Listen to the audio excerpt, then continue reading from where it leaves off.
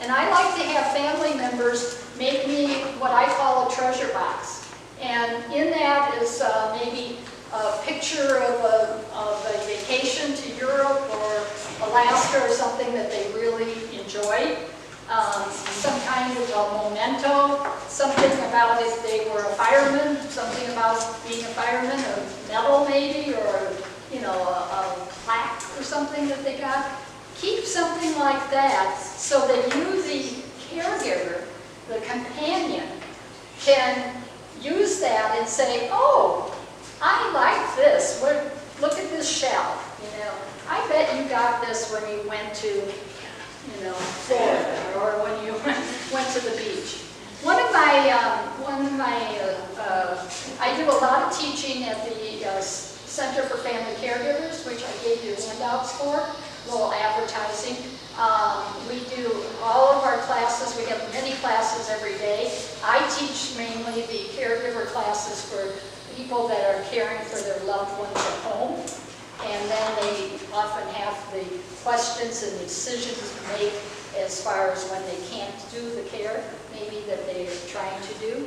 And I'm teaching those classes. Well, one of the people that went to one of the classes made a book for me to use with my clients. And he took all the Norman Rockwell pictures. Okay. And again, you can find Norman Rockwell calendars all over the place. And you can make your own book like this. But Norman Rockwell, depending on how old the person is that you're being a companion for, but Norman Rockwell at one time was, you know, pretty well known, very well known.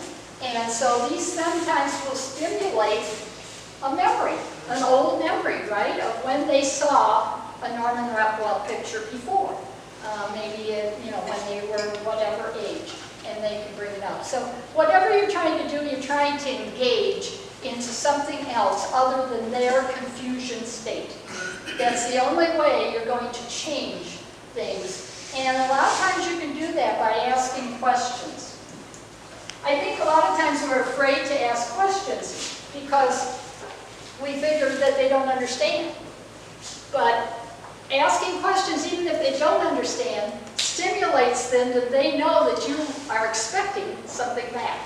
Now, if somebody's already into word salad and very dependent and the disease has progressed that far, possibly you're not able to do that anymore. But if you're at a progression, since it is a progressive disease, you could be visiting with them at all levels. And so whatever level you're at, if it's before they really are able to understand some, then at that time, you can, you know, what's the usual thing is, I need to go home. I need to go home. You get there and they say, well, I'm going home today. And what's your usual answer is, well, you are home. No. To them, they're not home. So you need to find out what is home. Oh, where is home? Well, you know, it's raining today. Do you have an umbrella? Maybe you better get a sweater. It's pretty cool. How are you going to go home? Do you see where I'm coming from?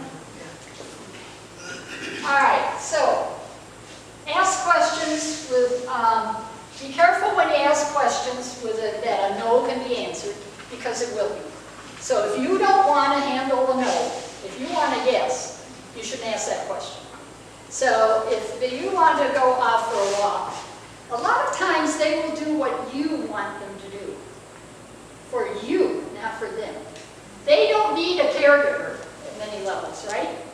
So one of the things for you that's an advantage, and the good news, is that you can say, well, I'm not a caregiver. I'm your friend. I'm here to be a friend. I'm not here to take care of you. That's a good way to start, because most of them, depending again on the progression wherever you're coming in, most of them do not want a caregiver because they don't feel they need one. And yet, for safety's sake, they do. So you need to get to know them not as a caregiver, which is good for you because you're not really able to provide a lot of hands-on care anyway. So You need to know the level of their speech ability and understanding. You need to look at the environment, distractions, noise, temperature, we talked about that. And be careful of touch. For all three A's, the anxiety, agitation, and aggression, there's a level of touch. First of all, on first visit, getting to know most of the time is not the time to touch. They need to know you and you need to know them. And touch can be a wonderful thing. It's one of the senses. It designates love and compassion. It's very good. Unfortunately, depending on the dementia level, the perception and the exception of touch can be distorted. So if somebody is fearful and doesn't know what is next, and you just start to touch, or to take their arm, or to take their shoulder, you may get a reaction that you're not wanting. Where when that trust is built up, and they do trust you, they do feel comfortable with you, they do feel that you're paying attention, we call it patient-centered care. It means I'm centered on just you. I'm listening, and I'm paying attention. Now, you may not be able to do it, such as, I want to go home right now. Well, you can't do that, right? But you could still listen to them and say, oh, where is home? We just went through that. You also can say, well, who do you want to see at home? Well, I want to see my mother. Mother's probably been gone for many years, right?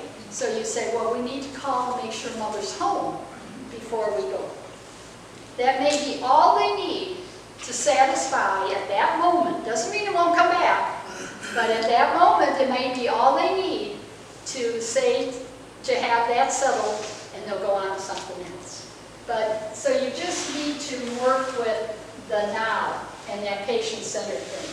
So I think I've pretty much, the only things I didn't mention is I mentioned the calendar and the treasure book and the other books. Music. I'm a big one for music.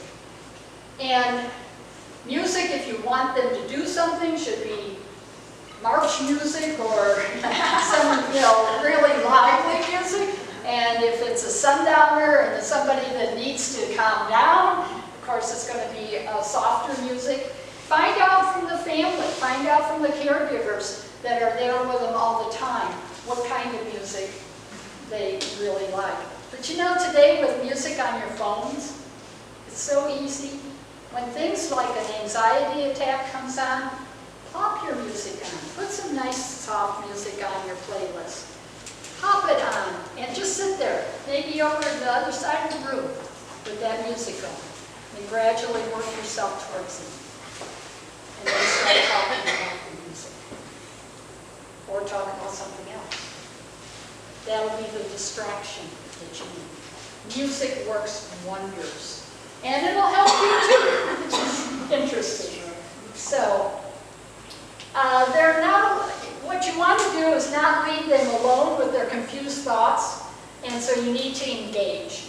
And I think of all the things I have found working with caregivers and even the companions, the biggest problem is you have difficulty engaging. Because there are people that aren't going to play bingo, there are people that aren't going to do a puzzle, they're not going to color, they're not going to crochet, and so what are you going to do?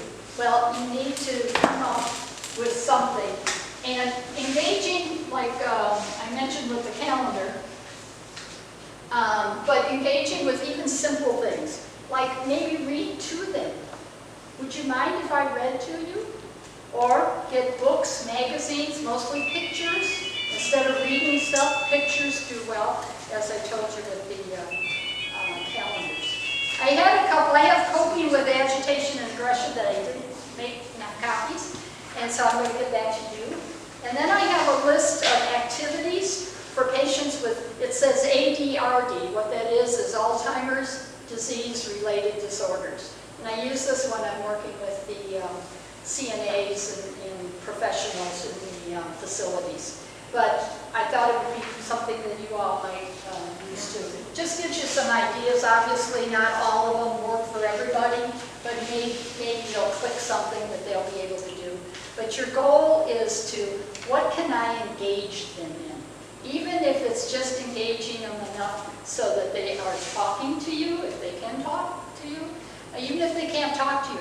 My little lady who definitely has word salad, she's about 98 years old, she does the calendar with me, and then I put the music on and we dance. She's in a wheelchair, and we dance upper body dancing, and she loves it. She loves her dolly. I have her change the clothes on her doll every week when I go there. You know, sometimes the dolls, bears, things like that. A lot of times the family doesn't like to see that, but they're a comfort. They're a comfort to many people that have lost many of their abilities to be independent. So, over time. So, does anybody have any quick questions? Marjorie? What about people who appears to be in the early stage, who, for all the reasons, have, you know, very sensible, communicate well, but then there's that time when they get aggressive? they get agitated. Yeah, I just had a gentleman that was the sweetest pie. He was like your southern gentleman, you know, the smiles and very polite, opened the door for me all the time and always, you know, treat me as a queen kind of thing, unless I went to touch him. And when I went to touch him, even to take his blood